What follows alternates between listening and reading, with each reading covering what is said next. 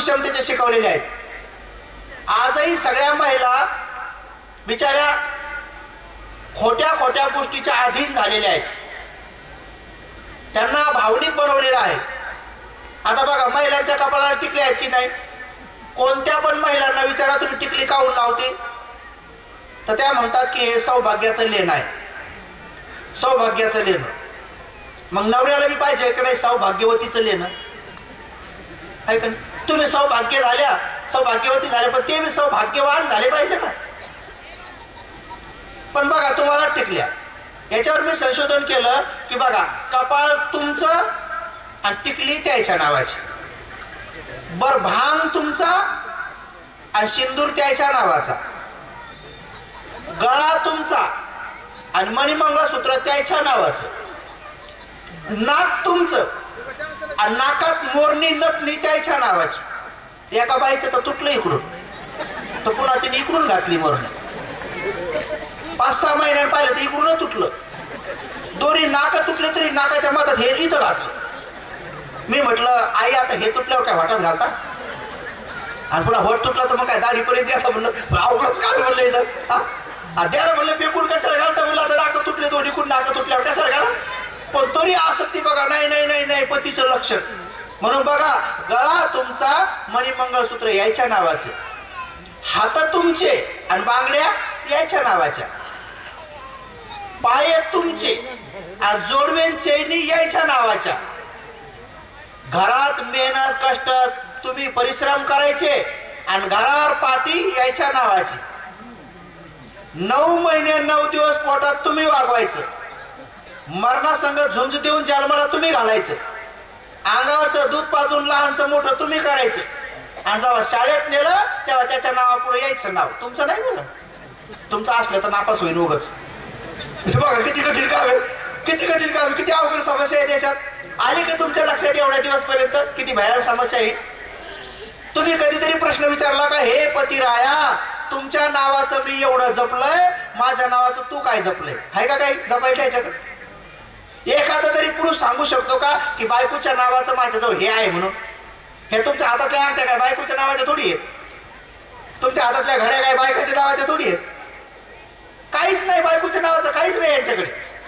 म्हणून मला असं वाटतं की आपल्या परिषदेनं समता जर आपल्याला सुरू करायची, समता, स्त्री पुरुष समता, तर आपल्या परिषदेत आपण सांगू का आता इथून पुढं अर्ध्या वस्तू पुरुष वापरतील, म्हणजे कमरापासून वर आता पुरुष वापरतील आणि कमराच्या खालीच्या जोडवे चैनी महिला घालतील, पण इथून पुढं नाकातल्या नथण्या टिकल्या आणि मणिमंगळसूत्र माणसं घालतील. आता होईल का बरे? होईल का? माणसं पुढे हे काम माणसाकडून होईल का? इथून पुढे होईल का? नाही होणार. एकही पुरुष तयार होणार नाही. मग तुम्ही आपल्या नवऱ्याला म्हणायचं का, हो तुमच्या नावाचं मी घातलं तर मी सौभाग्यवती, मग माझ्या नावाचं तुम्ही घातलं तर तुम्ही सौभाग्यवान व्हा ना, म्हणावं काय झालं. पण एकही पुरुष तयार होणार नाही. हे गळ्यातलं मणिमंगळसूत्र, नाकातलं कानातलं टिकल्या घालायला कोणी तयार होणार नाही. अहो एवढं तर सोडा, 1-1 वर्ष तर सोडा. मी म्हणतो एखाद्या महिलेनं आपल्या नवऱ्याचा हात प्रेमानं धरायचा आणि घरात घेऊन जायचं, कडी लावायची आणि पलंगावर बसवायचं, माझं हे पती देवा आता इथं कोणच नाही, आपण दोघंच आहेत, माझ्या नावाची टिकली फक्त 1 मिनिटच लावा. आता पाहायला कोणी नाही, फक्त 1 मिनिटच लावा ना, पुन्हा डबल काढा. पहा बरं, घरातल्या घरात करून ते असा हात फेकते, फेकून देते, फेक म्हणते, नाही घालत टिकली 1 मिनिट नाही लावत ती. मग कशाचं प्रेम आलंय? आता तुम्ही काय त्या टिकल्यामध्ये धरून बसले, तुम्ही त्या टिकल्याला काय चिटकून बसल्या? जर एखाद्या बाईच्या डोक्याला टिकली नसली तर लगेच म्हणतात नवरा मेला काय, म्हणजे जसं काय त्याचा प्राण टिकलीतच आहे. अशी टिकली काढली की आलाच पाहिजे अटॅकला, जसं काय काय करणे असं टिकल्याचं काय संबंध आहे? कितीतरी महिला तोंड धुता धुता टिकल्या पाण्यात पडतात, मग नवरा पडला का टिकली पडली? एक बाई तर भली कलाकार, तोंड धुता धुता टिकली पडली गटारात, तर नवऱ्या पुढे येऊन म्हणे तुम्ही पडले गटारात. अरे नवरा म्हणे मी तुझ्या पुढेच उभा आहे, अहो समजून घ्या ना म्हणे तुम्ही पडले गटारात. आता टिकली पडली होती गटारात, म्हणजे किती अवघड. काही काही महिला आंघोळीला गेल्यानंतर टिकल्या कधी कधी भितील चिटकावतात. मग आता टिकली चिटकवली का नवरा चिटकावला आहे का नाही? आणि टिकल्या महिन्यामध्ये किती लागतात, असे किती लागतात आहे का नाही? ही टिकली झाली दुसरी अवघडच का आहे. म्हणून या टिकल्याच्या भानगडीत पडू नका. आहे तर आहे, याला दागिनं म्हणायचं तर म्हणा, तुम्हाला समजा वापरायचं तर वापरा, त्याच्याबद्दल वाद नाही. पण याच्यामध्ये पती बघू नका, कारण टिकल्या मुसलमान महिलांना नाहीत पण त्यांना नवरे आहेत.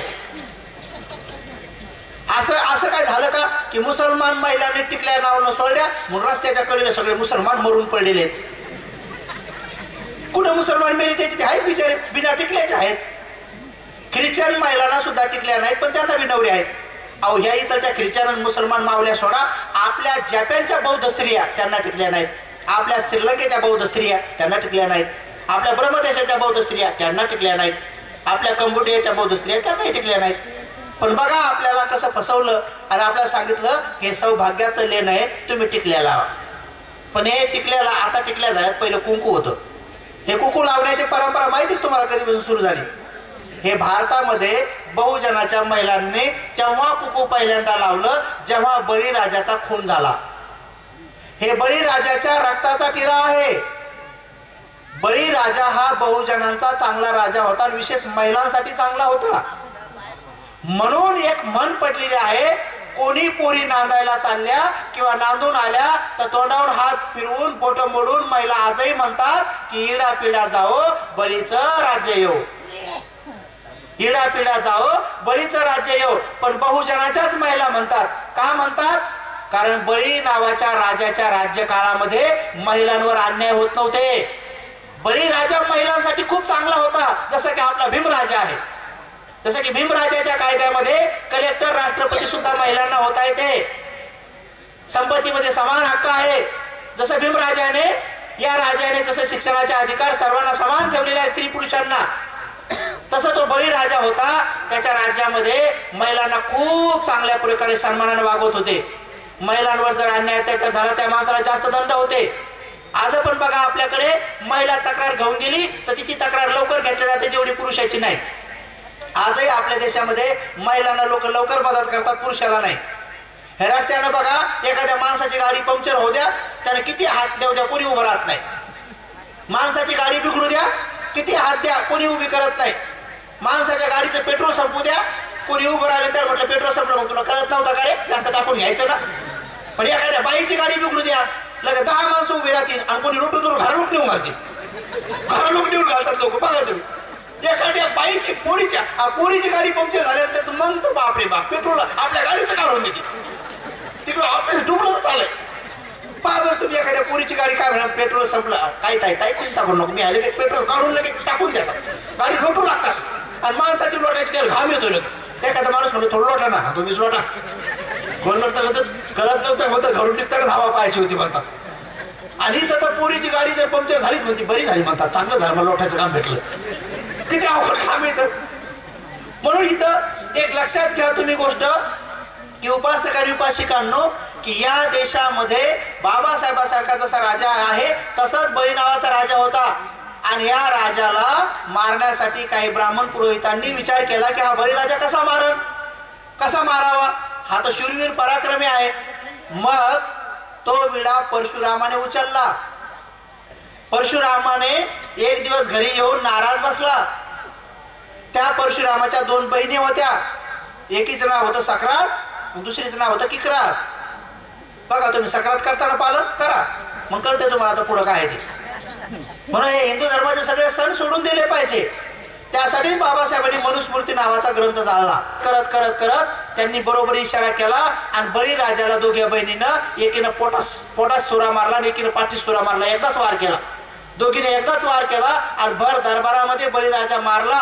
आणि तो मारला की नाही मारला हे आपल्या भावाला कळावं म्हणून एकीनं बळीराजाचा रक्ताचा असा टिळा घेतला आणि तो ह्या बहिणीला लावला, त्या बहिणीला इल लावला, एकमेकीला तो टिळा लावला रक्ताचा. तेव्हापासून कुकू सुरू झालं. त्या दोघी जणी आल्या रक्तात घेऊन आणि भावाला सांगितलं की बळीराजा आम्ही मारला, हे बघ निशाणी, त्याच्या रक्ताचा टिळा लावला. ते कुकू नव्हता, टिळा होता तो. म्हणजे बळीराजाचा खून करण्याची निशाणी म्हणजे जिच्या डोक्याला इथं लाल लाल निशाणी असेल ती बळीराजाची खुनी आहे.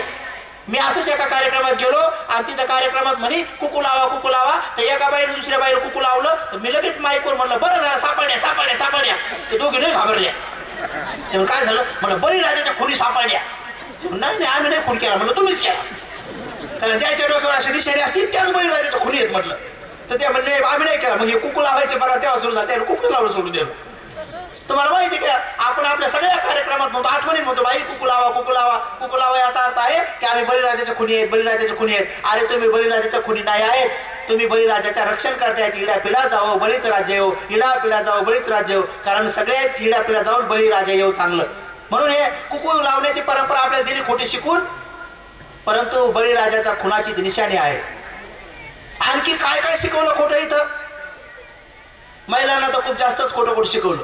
गळ्यातलं मणिमंगळसूत्र म्हणजे जन्माचा जोडी. बघा जन्माचा जोडी म्हणतात, कितीतरी महिला जन्माचा जोडी म्हणतात. पण तुम्ही त्या आता कमी झालंय, त्या मणिमंगळसूत्रामध्ये एक डोरलंय बघा. तुम्ही महात्मा फुले यांनी लिहिलेला एक ग्रंथ आहे. जे तरुण मुलं मुली असतील तुमचे किंवा जे तरुण पोरं पोरी असतील त्यांनी अवश्य ग्रंथ वाचा आणि आपल्या अनाडी आजीला किंवा आजोबाला फोडून सांगा की गळ्यात हे मणिमंगळसूत्र घालताना डोरले घालण्याची काही गरज नाही. गळ्यात जर तुम्हाला घालायचंच लग्नामध्ये तर सोन्याचा दागिना घाला, डायरेक्ट सोनं. एका पोराने एका पोरीला सोन्याचं दागिना द्यावा आणि पोरीनं पोराला द्यावा. दोघांना निशाणी ठेवावी की ठीक आहे माझं आपलं दोघांचं लग्न झालं, हे माझी निशाणी तुला आणि तुझी निशाणी मला. सोन्याचं दागिना घालायची काळे मणी आणि डोरला घालण्याची काय गरज आहे? डोरलं तर एवढी घाण गोष्ट आहे की ती सांगता पण येत नाही. म्हणून म्हटलं तुम्ही वाचा. शेतकऱ्यांचा आसूड आणि गुलामगिरी नावाचे महात्मा फुलेंचे ग्रंथ आहेत. तिच्यामध्ये महात्मा फुले स्पष्ट लिहिलं की बहुजनांच्या महिलांच्या गळ्यामध्ये काय लटकून दिलं बघा म्हणी. अरे हे डोरले म्हणजे त्या महादेव पार्वती आणि यांचा दोघांचं रतिक्रीडाचं निशाणी आहे. आणि ते महिला आपले बिचारे घेऊन हिंडतात. हे पिंड पिंड पिंड काय निशाणी आहे? त्याच्यावर दूध टाकण्याची निशाणी काय आहे? ते दोघं एकत्र येण्याचे का असं राजूनच कोणी उघड दाखवावं का? उघड दाखवलेली गोष्ट आहे. उघड दाखवली किती भयान काम आहे हे. कोण सांगणार? मग सांगणार नाही तर हे किती दिवस लपून ठेवायचं? मी हिंमत करतोय सांगायची हळूहळू. वाचा तुम्ही, वाचल्याशिवाय कळणार नाही. आजही बिचारे लोक अंधारात आहेत, पण कमीत कमी बाबाच्या पुण्याने आपण उजेडात आलो.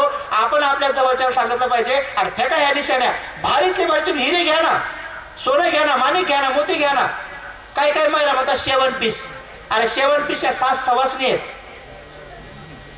तुम्हाला जर 7 पीस खाऊन घ्या तर मग 10 पीस घ्या. 10 पीस दुकानात जायचं त्याला म्हणायचं ते 10 पीस. तो म्हणून काय म्हणायचं तुला काय करायचं म्हणा? मी 10 पीस नाही घालीन, नाही तर 20 घालीन. तुला काय करायचं म्हणा? 22 पीस घालीन म्हणा. 22 प्रतिज्ञाचे ते म्हणा. 7च खाऊन 7 सवासणी. म्हणजे बहुजनाला आणून फसवायचं, नाना प्रकारे फसवायचं. बिचारी बहुजन फसून जातात. अरे हे ओळखण्याचे लक्षण आहेत.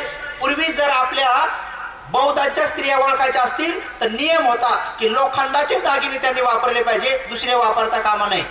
म्हणून जिच्या गळ्यात लोखंडाचे दागिने दिसले की लगेच ओळखायचे की महारीण. आणि जिच्या डोक्याला आडवं कुकू बघा, लोखंडाचे दागिने महारीण, आडवं कुकू कुमारीण, उलटा पदर चमारीण, जिटीला बांधलं लबानीन, पायात तोडले राजस्थानीन, बुरखा टाकला मुसलमानीन, कमरावर खोवलं पारदीन. हे ओळखण्याचे लक्षण होते.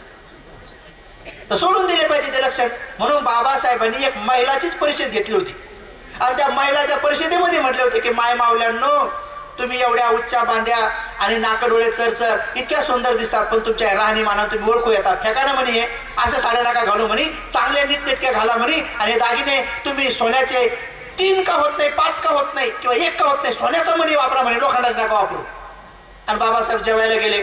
पुन्हा दुपारचं सत्र सुरू झालं. आणि जेव्हा बाबासाहेब दुपारच्या सत्रात पुन्हा आले आणि पुन्हा आल्यानंतर बाबासाहेबांना पाहिलं तर बाबासाहेब म्हणे अरे मी सकाळी ज्या महिलांना सांगितलं होतं त्या तर रागारागात घरी गेल्या होत्या निघून म्हणे, ह्या तर दुसऱ्याच आल्या. तर तेव्हा त्यांना सांगण्यात आलं नाही बाबा, सकाळी ज्या महिला होत्या त्या निघून नाही गेल्या, तुम्ही सकाळी सांगितलं आणि ह्या महिलाने लगेच तशा साड्या घातल्या म्हणे, ते सोडून दिलं. बघा म्हणे इथं बसल्यात हे बघा म्हणे स्टेजच्या बाजूला एवढा मोठा ढिगू भरायला याने फेकले म्हणे ते दागिने. तर बाबासाहेबांच्या काळातल्या महिलाने लोखंडाचे दागिने फेकून दिले आणि आता हे सोन्याचे मणी आले. हे सोनं तेव्हापासून वापरणं सुरू झालं. म्हणून आपण सोनं वापरा, ओळखू येत नाही. आणि सोन्याचे दागिने केले तरी आमच्या जातीचे लोक आहेत ओळखू नाही आले पाहिजे, असे दागिने वापरले पाहिजे. पण आपण लग्न कार्यात म्हणतो नाही मणिमंगळसूत्र घातल्याशिवाय लग्न झालंच नाही म्हणतो आपण, झालंच नाही. आता कितीतरी दे मला सांगा, जपानचे पोरं पोरी लग्न करतात तर हे डोरले जातात तिकडे घालायला. त्या जर मला घालत होते फेका तिकडे, हे काय आपण नाही माहित काय. आता लग्नामध्ये ते डोरला असलंच पाहिजे, नसलंच पाहिजे काय हे आपल्याला शिकवलंय खोटं. जुने लोक जे झाले ते झाले, पण नवीनला तरी आपण शिकवा की अरे बाबा तुम्ही नवीन पिढीचे लोक विज्ञानावर चाला, विज्ञान आधारित चाला, तथागताच्या धर्मावर आधारित चाला. हे अशा प्रकारचे फसवणुकीचे कार्यक्रम सोडून द्या. मनुस्मृती नावाच्या ग्रंथामध्ये हे अशा प्रकारे सविस्तर महिलांना कसं गुलाम करून ठेवायचं म्हणून शिकवलेलं आहे. मायमावल्यानं तुम्हाला एवढे दागदागिने काढून दिलेले माहितीये का? महिलांना एवढ्यासाठी हे दागदागिन्यात फसवलेलं आहे कारण मनुस्मृती मधला हा मनु जे होता हा पुरुष प्रधान होता. याला पुरुषाची सत्ता चालवायची होती, याला समता नव्हती चालवायची, याला स्त्रिया ह्या गुलाम बनवायच्या होत्या. म्हणून त्यांनी विचार केला की स्त्रिया गुलाम कशा बनतील, कारण निसर्गाच्या नियमानुसार माणसापेक्षा 8 पट ताकद स्त्रिया जास्त आहे. हे विज्ञानाने प्रूव्ह केलेलं आहे.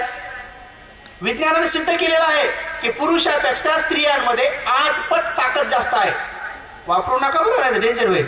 ते वापरायसाठी नाही सांगितलं तुम्हाला इथं, नाही तर म्हणसाल बाई पाहतेच म्हणणं घरी आणि त्यांनी हात धरला की फिर करून नका बापा 2-4 मुक्के मारले, मग भतीची अवघड झालो हे बायको मारत नव्हते आले हारू लागले. आता असं नाही, त्यासाठी नाही सांगितलं. तुमच्यात नम्रता आहे, चांगली गोष्ट आहे, म्हणूनच इथं बुद्ध जन्मतात.